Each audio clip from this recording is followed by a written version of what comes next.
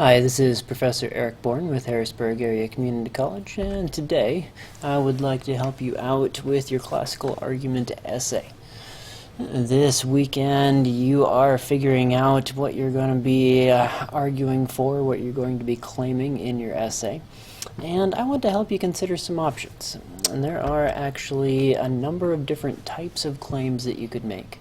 And I'm hoping that in this presentation you'll spot one or two that will connect with the research and the reading that you've been doing. So, let's take a peek. Let's remind ourselves of the basics of our claim. First off, you'll recall that the claim is our main idea of our essay. It's a type of thesis. The terms are very close. It's the idea which the rest of the essay supports. And do recall that without a good claim, you're really going to struggle to write this essay.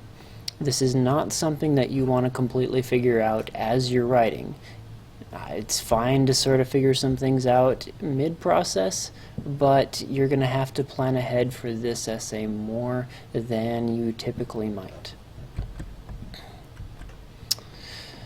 For evaluating whether you have a good claim, you want to make sure that your claim is arguable. It needs to be something that reasonable people might disagree with. It needs to be appropriately narrowed. It needs to lead you to a 3-and-some page essay, not to a book, not to an encyclopedia worth of content. And it should be appropriately qualified. The extent to which you make your claim, how strong it is, who it applies to, qualify it based on what you can actually support with your research. Now, of the many different ways of writing a claim, I'm going to suggest a few specific ones. I think that you can apply these ideas very specifically to the debate areas that I've suggested for your essay. We're going to be speaking about claims of cause and effect. We're going to be speaking of claims of value, claims of policy, and claims of fact. Now, with these different types of claim, you are going to find that the type of claim you make determines what kind of support is appropriate. If you want to dig into this idea a little bit more, this is roughly the idea of backing that is described in your reading.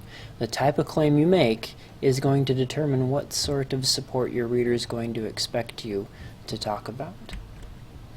Now, conversely, the type of research and support that you have available and the material that you're finding on your topic should suggest to you a certain type of claim. Your research can help you figure out what kind of claim is going to work. Alright, let's dive into more of the specifics here. We're going to start with claims of cause and effect. Claims of cause and effect try to establish that an action or a choice will lead to a specific outcome, for good or for ill.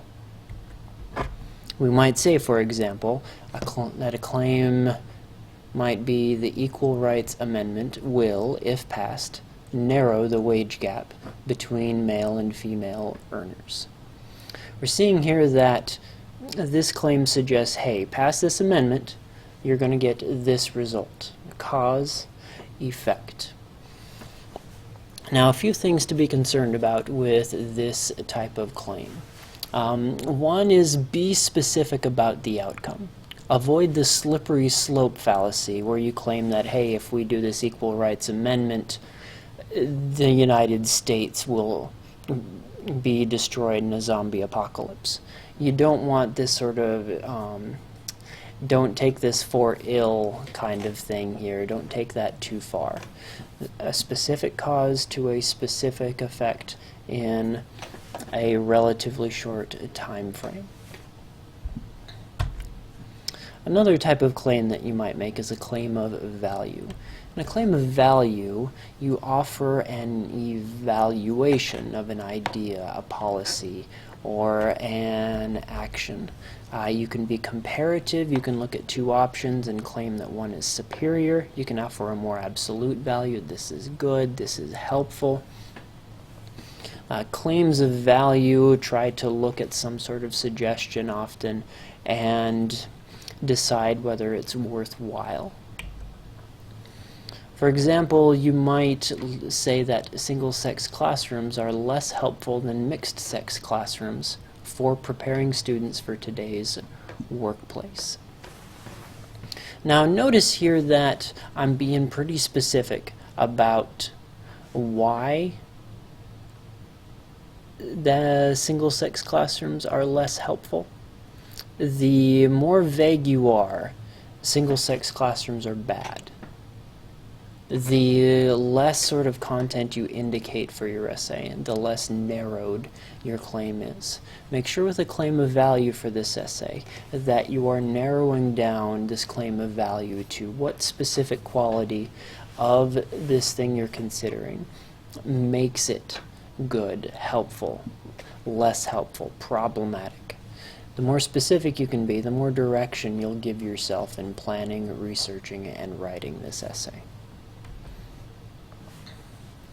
Third, you might consider a claim of policy. Claims of policy argue for a particular course of action. They generally include the word should. They often indicate some group, like a government, an agency, a particular group of people, and argue that these people should be doing a certain action.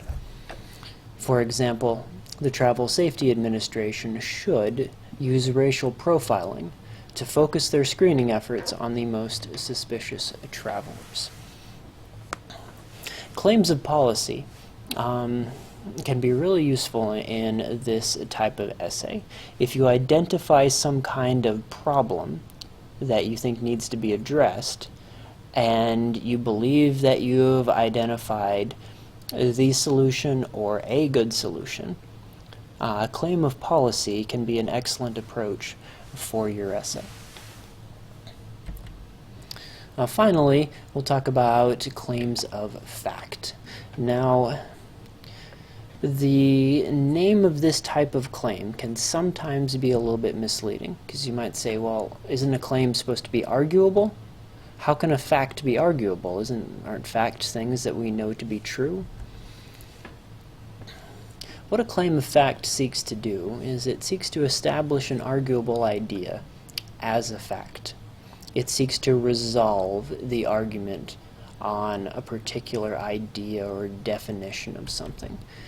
The claims of fact tend to become possible as new research appears, making it possible to claim as fact ideas that were formerly only arguable.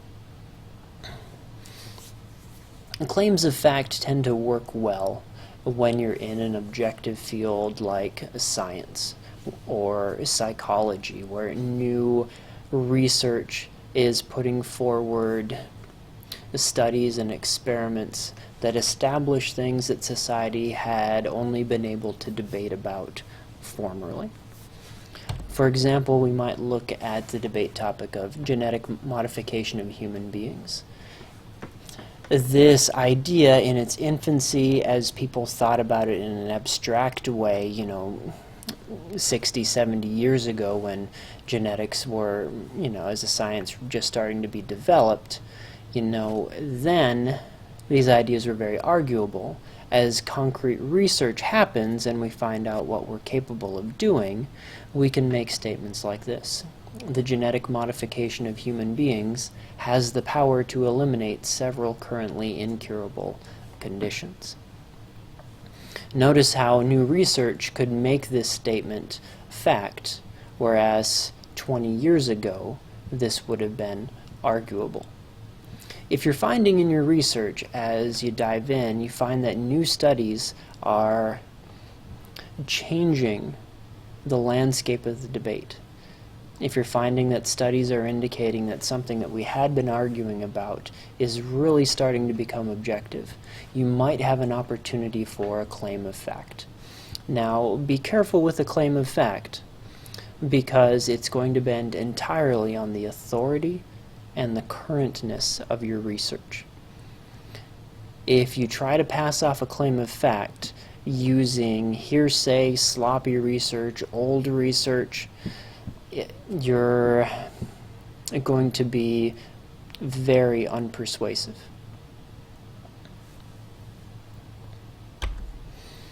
I hope some of these different ideas of claims sparked some ideas for you. As you conduct your research, keep these options in mind. Let them kind of show you how to manage your material. Any of these approaches can lead to a very successful essay. It's really going to depend on your debate area, on the research that you find, and the way that you find yourself positioned within the argument.